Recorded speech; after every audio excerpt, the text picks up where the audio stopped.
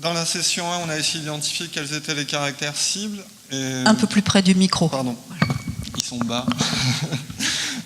Donc dans la première session, on a essayé d'identifier quels sont les caractères cibles pour la sélection du futur. Et dans la session 2, on a essayé de voir comment on pouvait mettre ça en action pour la suite. Donc on a eu 3 présentations de différentes personnes. Il y a Vladimir d'un institut russe qui travaille sur la diversité génétique qui nous a montré qu'il y a un gros potentiel d'utilisation de la diversité disponible, que c'est vraiment un réservoir pour avancer pour les aspects de breeding derrière. Ensuite, il y a Delphine Luquet et Alessandra Fracasso qui nous ont montré qu'il y avait un gros intérêt. Enfin, on a des outils disponibles pour faire du phénotypage haut débit, pour caractériser des réponses des plantes, et que les modèles qui ont été développés nous permettent de prédire les rendements du futur, et que c'est aussi une possibilité pour mieux comprendre les caractères cibles.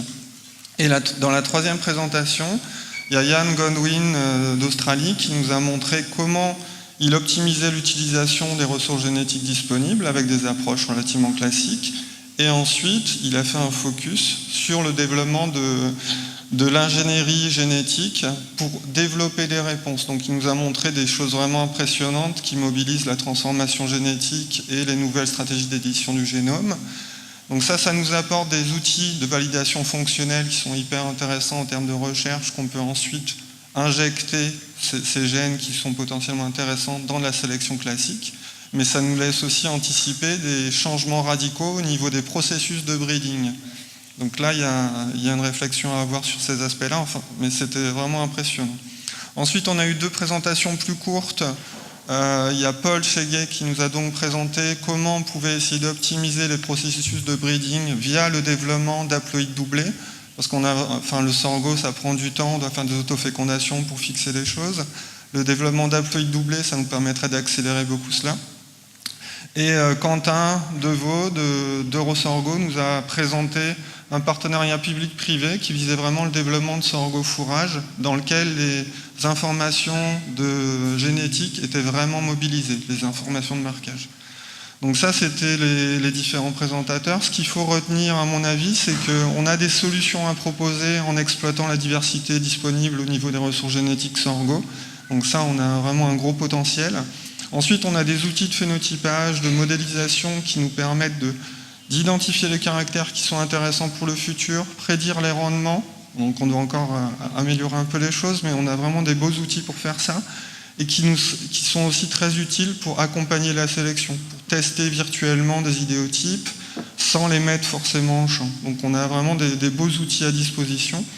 Et le 3e point qu'il faut retenir à mon avis, c'est qu'on a vraiment en main des outils qui nous permettent d'améliorer l'efficacité du breeding, tant au niveau sélection assistée par marqueurs, en prenant des approches classiques, où on utilise juste des marqueurs sur des populations normales, entre guillemets, que des approches biotechnologiques mobilisant les cultures cellulaires ou les NBT pour aller plus vite vers l'obtention de réponses. Donc sur cette base-là, on a fait une table ronde ensuite. On a un peu restreint le spectre de cette table ronde en disant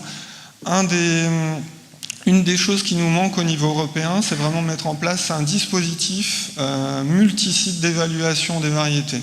Donc ça nous semble être un vecteur important. Les attentes des partenaires privés et publics, ils sont divers sur ces aspects-là. La première chose, c'est qu'on a besoin de définir quels sont les TPE, les Target Population of Environment, et ça va nous permettre de définir précisément quel type d'édiotype on attend en fonction des zones climatiques à explorer. Ensuite, ce dispositif, ça nous permettrait aussi de partager les ressources génétiques et donc rendre accessibles des landraces qui sont intéressantes parce qu'elles ont des résistances à l'ensemble des partenaires impliqués dans la sélection. Ça permettrait aussi aux partenaires privés de tester leur élite dans des contextes environnementaux. On a des pressions de pathogènes importantes, enfin, ça nous permettrait de faire du screen là-dessus. Ça permettrait aussi d'alimenter les modèles dont je vous ai parlé tout à l'heure, qui nous permettent de prédire un peu mieux au niveau européen ce que ça donne, et ça ferait une super plateforme pour l'analyse de l'évolution des pressions pathogènes au niveau européen.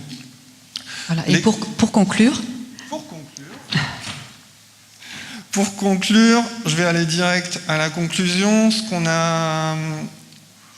qu'il nous faut pour mettre ça en marche, c'est d'abord identifier les acteurs de la recherche. Donc là, il y a le CIRAD, et je pense que ce serait bien que l'Université de Giessen, elle s'implique aussi là-dessus pour identifier quels sont les partenaires clés qu'il faut mettre en action. Et identifier quelles sont les capacités de ces gens-là, et on a besoin d'identifier les opportunités de financement. Donc là, il faut qu'on trouve quelqu'un qui va piloter ça. Et juste un dernier commentaire, on a fait un meeting satellite ensuite, où l'objectif, en fait, c'était d'ouvrir la discussion aux 2 ateliers qui étaient à côté pour redéfinir précisément les cibles de la sélection. Donc peut-être qu'une proposition pour le prochain meeting, ce serait qu'il y ait des plénières tout le temps. Il faut qu'on apprenne à se parler tous ensemble, partager l'ensemble des discussions. En tant que généticien, ça nous intéresse de voir ce qui se passe au niveau politique, au niveau transformation, etc. On a besoin de s'en nourrir de ça. Donc ça, c'est un premier truc. Et la deuxième chose, c'est qu'on a identifié qu'il y avait des actions précises à faire. On a identifié des coupables qui devront devoir le piloter. Voilà. Désolé. Merci. Donc plein de pistes pour la prochaine réunion. Ouais, et puis des gens qui doivent porter des actions précises aussi.